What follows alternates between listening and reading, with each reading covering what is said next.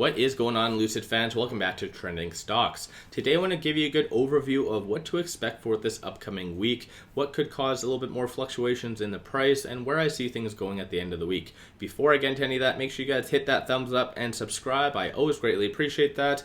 And without further ado, let's get right to it.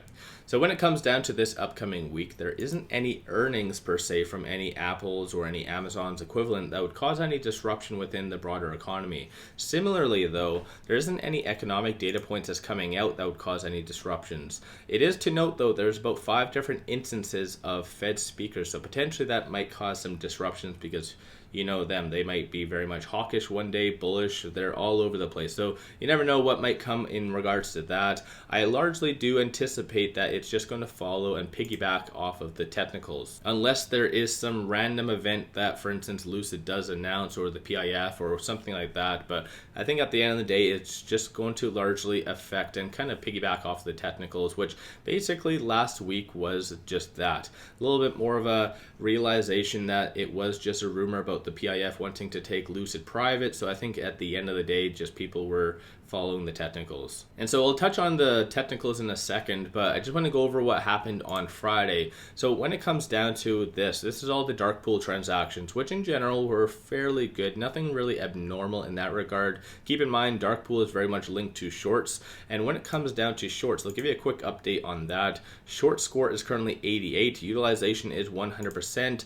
And as far as what shorts did on Friday, they did return 886,000 shares. So it's very abnormal to see, for instance, Lucid going down and also shorts really returning shares. It goes to show that the sentiment behind the scenes is a little bit more negative. So once again, you guys interpret that how you guys like. I'm not a financial advisor. I'm just listing points, and you guys take from it what you will.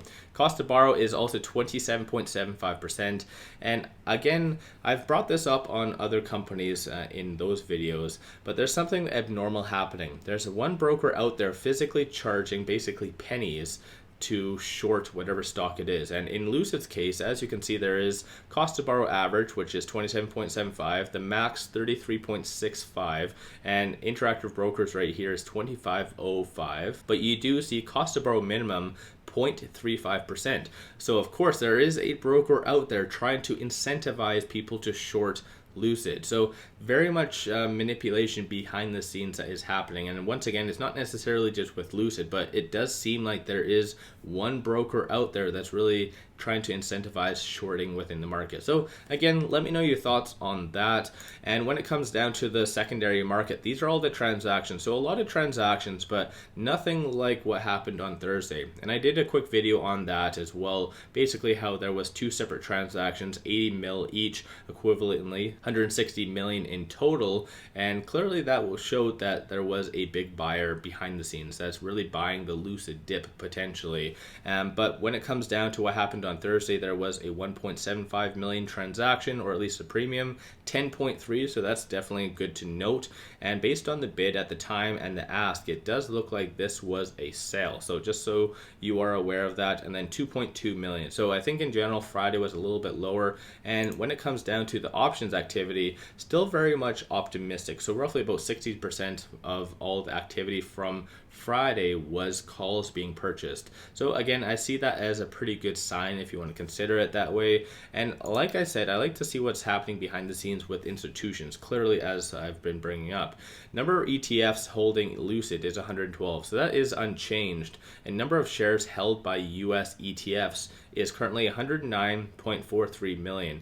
And I did post this on Twitter. I always give a lot of updates on Twitter. And previously it was 109.75. So a little bit more of a kind of a selling out a little bit from ETFs. And there is a lot of different factors when it comes down to that. Just might be rebalancing or whatever it is. But I think at the end of the day, a lot of the big players as well in Lucid will be disclosing their position most likely in the second week of February, and that could be a very, very big catalyst. Seeing that, for instance, BlackRock, Vanguard, and obviously the PIF increasing their position would be absolutely massive. And the PIF's upcoming 13F would incorporate them increasing their position because they did add it, I believe it was on December the 22nd or somewhere around there. So definitely that could be a very good thing. But no matter what, I can talk through the moon for every single topic, but most likely I do anticipate, like I said, it just following the technicals. And stochastic right now is currently at 43, so fairly neutral, no defined trend right now. Momentum, number of retail investors have been getting out ever since the rumor was really kind of put out there on the 27th.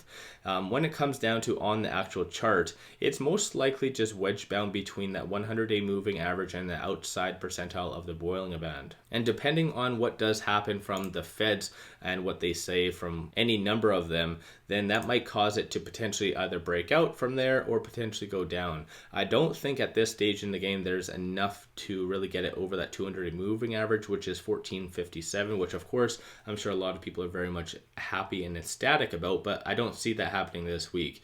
On the contrary though, I think it's actually just going to be fairly flat. So as far as the lower percentile of the Bollinger Band, most likely, or at least the 100-day moving average, my apologies. So around the $11 range, I do anticipate it really going to. Of course, if Lucid or the PIF does come out and really cancels that rumor, then it might actually break below that and be wedge bound between here. So once again, let me know your thoughts on all of this in the comments below. If you haven't already, hit that thumbs up and subscribe. I always greatly appreciate that. If you do like my channel and support the growth, take a look at my memberships. Link in the description below, or just hit the join button at the bottom of the screen.